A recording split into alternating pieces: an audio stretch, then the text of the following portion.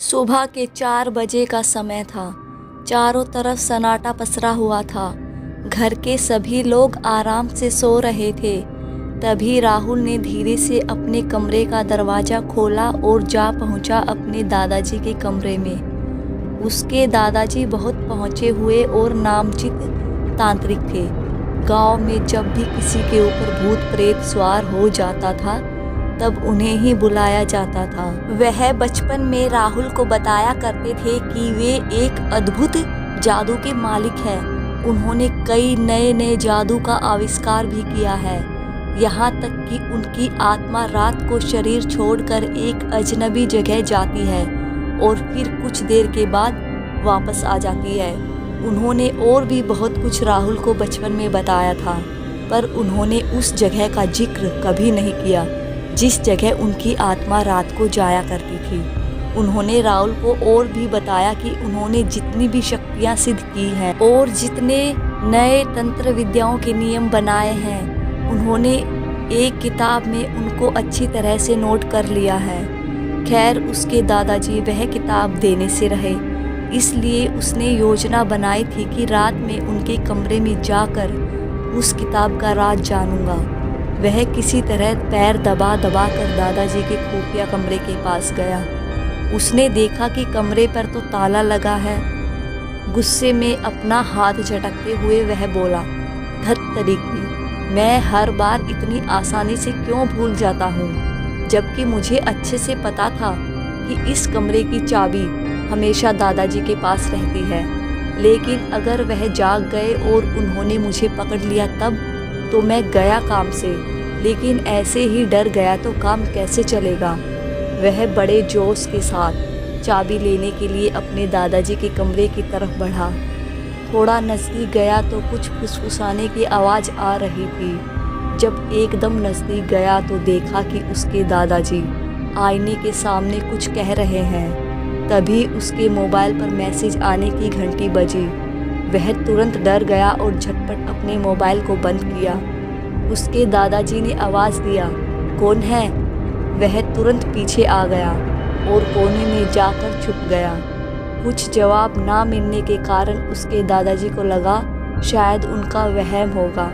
फिर वह आईने के सामने गए और हाथ जोड़कर कहने लगे, देखो, आज तक मैंने जितना भी गलत काम किया है उन सब का खामियाजा भुगतने के लिए मैं तैयार हूँ। मुझे जो सज़ा दोगे सब मंजूर है, मगर मैं तुमसे हाथ जोड़कर अपने परिवार की सलामती की भीख मांगता हूँ कि दया करके मेरे परिवार पर जुल्म मत करना। मैंने आज तक जितने भी भूत प्रेत जिन जिनादों को कैद किया है, मैं अभी उन सबको तुम्हारे हवाले कर दूंगा, लेकिन मेरे बच्चों को बख्श दो। आईने में से शैतानी हंसी आने लगी। उस आईने में से कोई नुमाइंदा बोलने लगा, तुम्हारे इस समय गिड़गिड़ाने से कुछ नहीं होने वाला। तुम्हें ये अच्छे से मालूम होगा कि तुमने जो जो मुझसे कहा मैंने वह किया। तुम्हें मैंने ऐसी शक्तियाँ प्रदान की जो दुनिया में किसी तांत्रिक के पास शायद ही हों, और इसके बदले हमारे बीच सौदा हुआ था कि तुम मुझे इसके बदले अपने परिवार का कोई सदस्य दोगे। दादाजी कांपती हुई आवाज़ के साथ बोले, हाँ मुझे पता है, मगर मैं तंत्र विद्या के नशे में चूर कुछ ना देख सका कि इसका अंजाम बहुत बुरा भी हो सकता है। तुम मुझे बस एक दिन की मोहलत दो। मैं तुम्हें एक नहीं दो इंसानों की भेंट चढ़ाऊंगा, लेकिन मेरे घर वालों को बख्श दो। आईने में से नुमाइंदा बोला, नहीं, यह नियम के खिलाफ है, और जल्दी बोलो अपने परिवार के किस सदस्य को लाते हो या तुम ही? दादाजी बोले, नहीं नहीं, अगर मैं मर जाऊंगा तो पूरी जिंदगी भर इन तंत्र विद्या को हासिल करने का क्या ही फायदा होगा। आईने में से नुमाइंदा गुस्सा होकर बोला, मुझे तुम्हारी बात कुछ समझ नहीं आ रही। कुछ देर पहले तुमने कहा कि मेरे परिवार वालों को छोड़ दो, भले ही मेरी जान ले लो, और अभी तुम कह रहे हो कि तुम नहीं, मुझे मत मारो। मैं तुम्हारी सब चालाकी समझता हूँ। तुम इंसान सिर्फ इंसानों को ही बेवकूफ़ बना सकते हो, मुझे नहीं। अपने प्राण को त्यागने के लिए तैयार हो जाओ। इतना सुनते ही राहुल घबरा गया कि तभी दरवाज़ा भी अपने आप बंद हो गया। उसने तुरंत चिल्लाकर कहा, दादाजी दरवाज़ा खोलिए, जल्दी खोलिए। उसके दादाजी जैसे ही आगे बढ़े कि उस नुमाइंदे ने आईने में से रस्सी जैसी लचीली अपने हाथों से उनका गर्दन पकड़ लिया और ऊपर उठा दिया। वह तड़पने लगे। राहुल जोर जोर से दरवाज़ा पीटने लगा, मगर दरवाज़ा टूट नहीं रहा था। उसके दादाजी का गला मजबूती से कसे होने के कारण वह बोल भी नहीं पा रहे थे। फिर भी किसी तरह उन्होंने आवाज़ निकाली, बेटे बचा लो मुझे, यह मुझे जिंदा नहीं छोड़ेगा। दादाजी आपको कुछ नहीं होगा। फिर वह चिल्ला चिल्लाकर घर वालों को बुलाने लगा, डैड, मॉम, दादी, भैया इधर आइए सब, दादाजी की जान खतरे में है। उसकी बात सुनकर परिवार के सभी लोग दौड़े चले आए। जब उन्होंने भी दादाजी के चीखने की आवाज़ सुनी तो वह सब भी परेशान हो गए।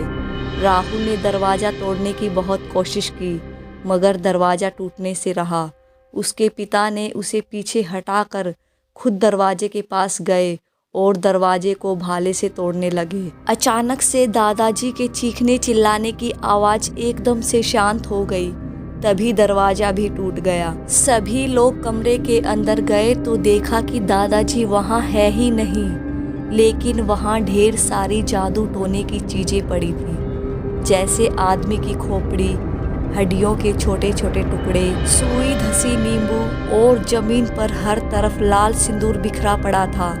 यह सब देख सबकी आंखें फटी की फटी रह गई। सभी लोग दादाजी को पागलों की तरह खोजने लगे। इधर उधर खोजबीन करते हुए राहुल की बहन शालू की नज़र बेड के नीचे पड़ी। वह चीख पड़ी।